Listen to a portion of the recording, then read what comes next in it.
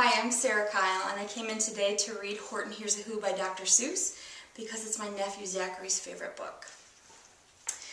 On the 15th of May in the jungle of Newell, in the heat of the day and the cool of the pool, he was splashing, enjoying the jungle's great joys when Horton the elephant heard a small noise. So Horton stopped splashing and he looked toward the sound. That's funny, thought Horton, there's no one around.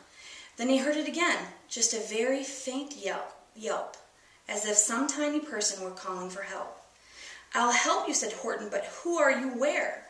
He looked and he looked, he could see nothing there, but a small speck of dust blowing past through the air. I say, murmured Horton, I've never heard tell of a small speck of dust that is able to yell. So you know what I think? Why, I think that there must be someone on top of that small speck of dust. Some sort of creature of very small size, too small to be seen by an elephant's eyes. Some poor little person who's shaking with fear that he'll blow in the pool and he has no way to steer. I'll just have to save him because, after all, a person's a person, no matter how small.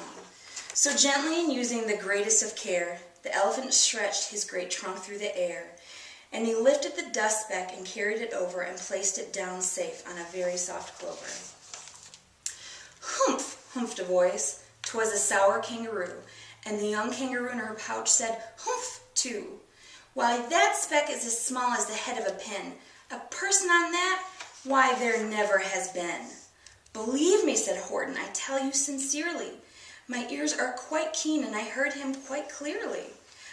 I know there's a person down there, and what's more, quite likely there's two, even three, even four.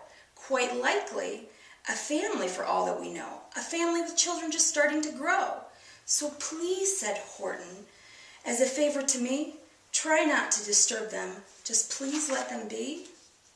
I think you're a fool, laughed the sour kangaroo, and the young kangaroo in her pouch said, me too. You're the biggest blamed fool in the jungle of Newell, and the kangaroo plunged in the cool of the pool.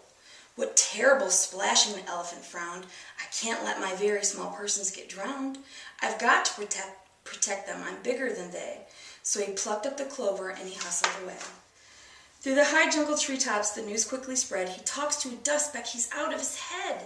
Just look at him walk with that speck on the flower. And Horton walked, worrying, almost an hour. Should I put this speck down? Horton thought with alarm. If I do, these small persons may come to great harm. I can't put it down, and I won't. After all, a person's a person, no matter how small. Then Horton stopped walking. The voice speck was talking. The voice was so faint he could just barely hear it. Speak up, please, said Horton, and he put his ear near it. My friend, came the voice, you're a very fine friend. You've helped all us folks on this dust speck to no end. You've saved all our houses, our ceilings and floors. You've saved all our churches and grocery stores. You mean, gasped Horton, you have buildings there too? Oh, yes, piped the voice, we most certainly do. I know, called the voice, I am too small to be seen, but I'm mayor of a town that is friendly and clean. Our buildings to you would seem terribly small, but to us who aren't big, they are wonderfully tall. My town is called Whoville, for I am a Who, and we Whos are all thankful and grateful to you. And Horton called back to the mayor of the town, you're safe now, don't worry, I won't let you down. But just as he spoke to the mayor on the speck, 3 big jungle monkeys climbed up Horton's neck. This elephant's talking to Whos who are not. There aren't any Whos, and they don't have a mayor, and we're going to stop all this nonsense, so there. They snatched Horton's clover, they carried it off to a black-bottomed eagle named Vladikoff, a mighty strong eagle of very swift wing, and they said, will you kindly get rid of this thing? And before the poor elephant could even speak, the eagle flew off with the flower in his beak.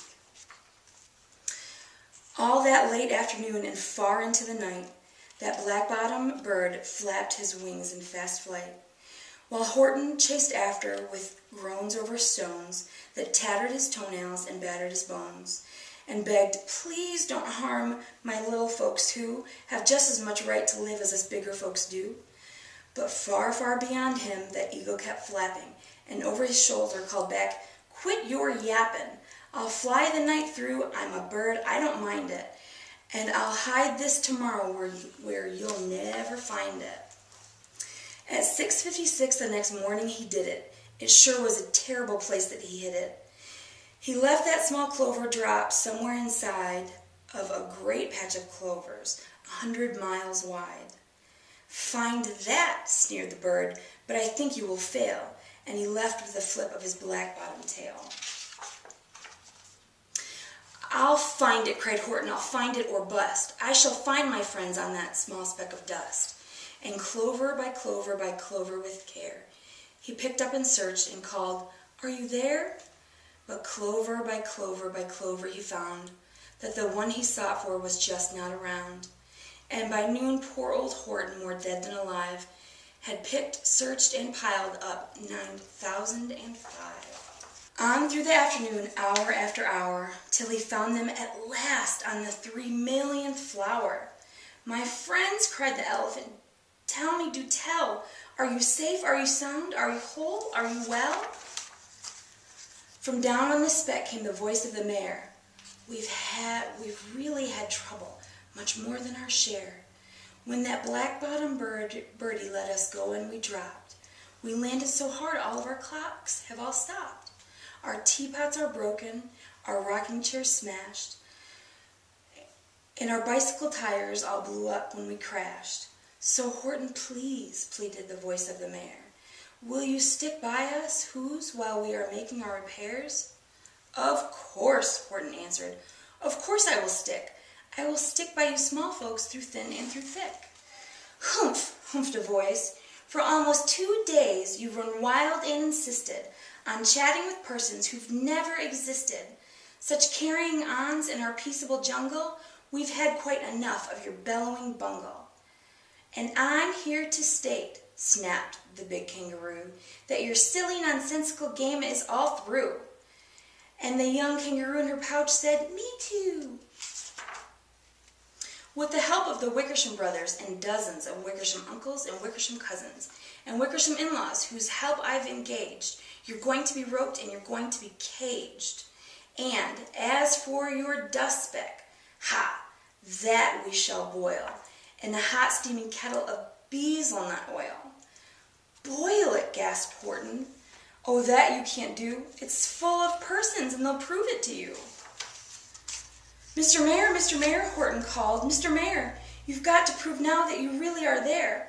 So call a big meeting, get everyone out. Make every who holler, make every who shout, make every who scream. If you don't, every who is going to end up in a bezelnut stew." And down on the dust speck, the scared little mayor quick called a big meeting in the Whoville town square. And as his people cried loudly, they cried out in fear, "We are here, we are here, we are here, we are here."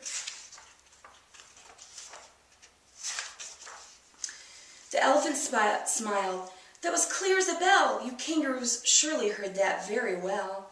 "All I heard," snapped the big kangaroo, "was the breeze and the faint sound of the wind through the far distant trees. I heard no small voices, and you didn't either." And the young kangaroo in her pouch said, "Me neither." "Grab him," they shouted, "and cage the big dope. Lasso his stomach with 10 miles of rope. Tie the knot tight so he'll never shake loose. Then dump that dumb speck in the bezelnut juice." Horton fought back with great vigor and vim, but the Wickersham gang was too many for him. They beat him, they mauled him, they started to haul him into his cage, but he managed to call to the mayor, "Don't give up, I believe in you all. A person's a person no matter how small, and you very small persons will not have to die if you make yourselves heard, so come now and try." The mayor grabbed a tom-tom and he started to smack it, and all over Whoville they hooped up a racket. They rattled tin kettles, they beat on brass pans, on garbage pail tops and old cranberry cans. They blew on bazookas and blasted great toots, on clarinets, oompahs, and boompas and flutes. Great gusts of loud racket rang high through the air. They rattled and shook the whole sky. And the mayor called up through the howling hullabaloo, "Hey Horton, how's this? Is our sound coming through?" And Horton called back, "I can hear you just fine, but the kangaroo's ears aren't as strong quite as mine. They don't hear a thing. Are you sure all your boys are doing their best? Are they all making noise? Are you sure every who down in Whoville is working? Quick, look through your town. Is there anyone shirking?" Through the town rushed the mayor from the east to the west, but everyone seemed to be doing his best. Everyone seemed to be yipping or yapping. But it wasn't enough, all of this ruckus and roar. He had to find someone to help him make more. He raced through each building, he searched floor to floor. And just as he felt as he was getting nowhere, and almost about to give up in despair, he suddenly burst through a door, and that mayor discovered one shirker, quite hidden away in the Fairfax Apartments, apartment 12J. A very small shirker named Jojo was just standing and bouncing a yo-yo, not making a sound, not a yip, not a chirp. And the mayor rushed inside, and he grabbed the young twerp. And he climbed with the lad up the Eiffelberg Tower. "This," cried the mayor, "is your town's darkest hour. The time for all who have blood that is red to come to the aid of their country," he said. "We've got to make noise in greater amounts, so open your mouth, lad, for every voice counts." Thus he spoke as he climbed. When they got to the top, the lad cleared his throat, and he shouted out, "Yop!" And that yop, that one small extra yop, put it over.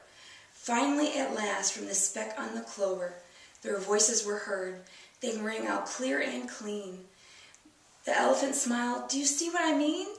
They've proved they are persons, no matter how small. And their whole world was saved by the smallest of all." "How true, yes, how true," said the big kangaroo. "And from now on, you know what I'm planning to do? From now on, I'm going to protect them with you." And the young kangaroo in her pouch said, "Me too. From sun in the summer, from rain when it's fallish, I'm going to protect them no matter how smallish." The end.